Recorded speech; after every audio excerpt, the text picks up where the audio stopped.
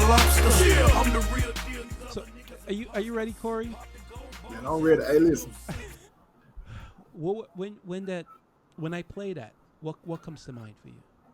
Oh, to me, I think about my neighborhood because I know how much of how much of an impact that guy had on our neighborhood, good and bad. You know, so I look at it like that. I think about a lot of my comrades, a lot of my OGs. Um, that was with him at that time when he was on tour, when he was writing that album. I think about my homeboy Kinky B. He got a label out right now called Hustler, Hush Uh-huh. called Hustler until something happened. He actually one of the guys that helped brought Jeezy out. They started CTE a long time ago. Them boys from Duncan Block. So, Take me back, Korey. What was your childhood like? Tell me about your neighborhood coming up. well, see, my neighborhood. I mean, a lot of people don't like to talk about because they just remember the Crip era. Like in my neighborhood. I grew up in against the Crip neighborhood, but even before the Crips came to my city, I just remember everybody on my side of town claiming a set called 40 Black. Uh huh. A lot of the guys don't really want to go into that, but a lot of my friends that's my age, all of us probably been shot. You know what I'm saying, or they either dead. It's hard to change the narrative. It's getting worse now. Um, and like I said, my childhood, I got everything I wanted. So I was more comfortable at my grandparents' house, which was West Macon, than anything. So I mean, I can't necessarily say, hey, I got it out the mud. Yeah, no, I didn't get it out the mud. I had everything I wanted. Shit, Right. I chose Tell, to walk. I chose to walk through the mud. right. I'm one of them guys that if I send my resume out, I get hired before they see me. So when they see me, it's like, mm, they got to be you. Well, I already talked to the guys. They got to be you. I still had my gold teeth. I still had my tattoos. Right. I wear real bow ties. Right. Right. Um, my This is fault. this is your LinkedIn picture.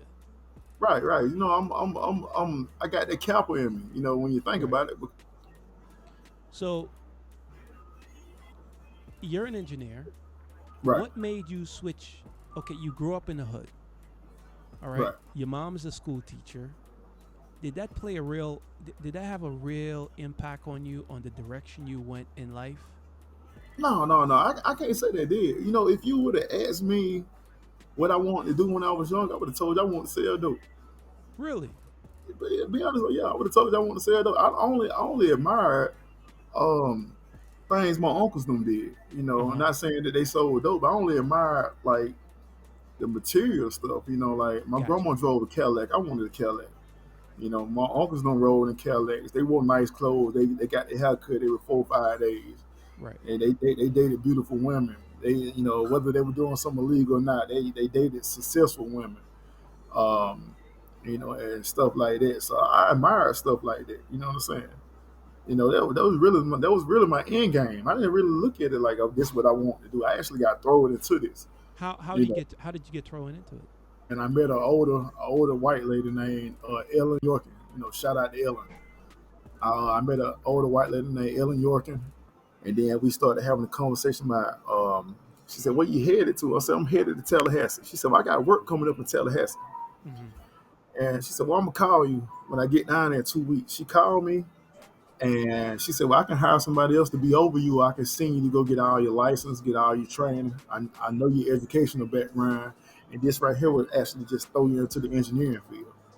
So she sent me to Baltimore. She sent me back to Baltimore. I got my NASCO certification, which is a pipeline, PACP, LACP, MACP. So you deal with the pipes, you deal with the laterals, you deal with the manholes, the inverts, and everything. She sent me to get my certification. You put this line inside the pipe, right? Uh huh. Every house has a line that goes from the house to the main line. We Right. block that main line off. It's capped off once we put the bag in the ground. It's my job to go back through and reinstate those. So I cut them back up and with my controller. So I made all that money off the PlayStation controller. So all, You so you all got the guys that sit here playing video games and don't have a job, you got to be you kidding sit me. here, you can sit here and articulate playing the video game. You can articulate making six figures. What's walk me through what's going on here?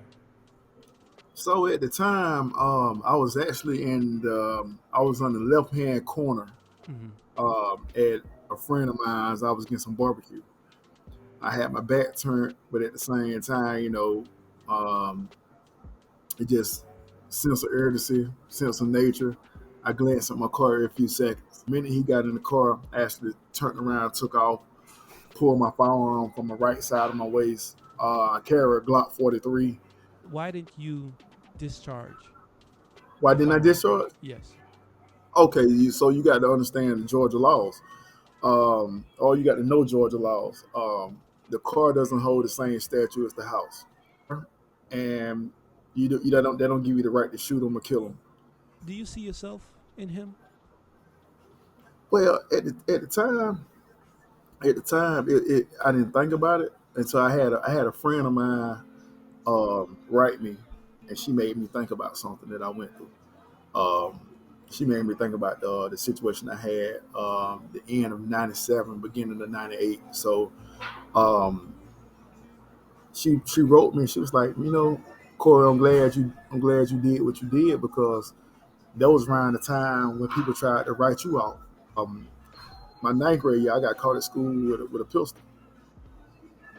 I came back from Christmas break. Um, One of my cousins, man, gave my book bag to me, and as soon as they gave my book bag to me, Officer Gant tapped me on my shoulder, asked me to see my book bag. I gave it to him, not knowing that the guns was in. I had a gun on me,